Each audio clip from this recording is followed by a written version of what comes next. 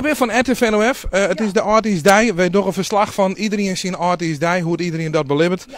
En een van onze onderdelen is dat wij een actie hebben, samen met onze bakker, de Jong, onze huisbakker. Kennen we hier ook uw dokkum natuurlijk. Ja, ja. En we jouwen olieballenpakketten voort. Ja. En mensen mogen onjaan waar volgens hun die olieballenpakketten verdienen. Ja. Nou, Rierders? Nou, dat zal ik dan wel weten. Nee, de buren. Nee, grapje. Ja, nee. Grapje. Nee, maar hoor, win je hem je net. Nee, dat klopt. Je huis terug. We kennen jou net vappen hier. Nee.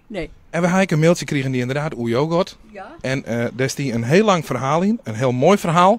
Maar het kwam erop del, Jim verdient olieballen. Ja, nou ja, ik vind wel wat een vreemde onleiding voor zo. Ja, het is zeker. Want je mag gewoon een hele prudde meemaken, Ja.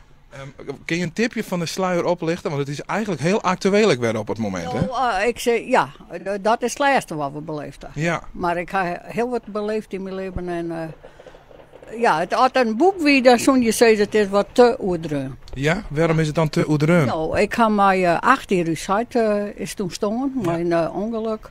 Nou, toen ben we wat verder skarrelen. We hadden een boerderij thuis. En uw mem had het ook gezet.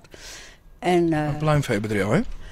Nee, toen net. Toen nog net? Toen wij gewoon een gemengd bedrijf. Ja. En toen ben ik trouwd dus. En toen was mijn man kraanmachinist. Maar hij was een soort boer van huis uit. En toen woedde er... later ben we op politie Jouwer kwamen. En dan hebben we eerst ook veehouderij gehad.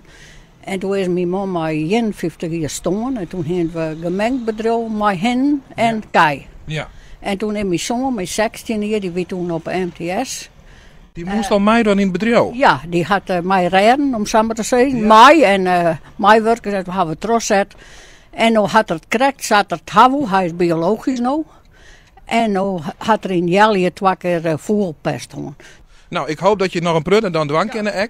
Dit pakket is in ieder geval voor jou. Dus neem het alsjeblieft van mijn oor. Ja. Dat is ook beter voor mij, want anders kon ik ervan eten. En dat wil ik jou ook net doen. Nee. Maar ben je een beetje van olieballen? Vind je het lekker? Zeker. Ja? Welke begin je aan? Maar... Nou, ik denk die moet ik krinten. Verrassend dichtbij.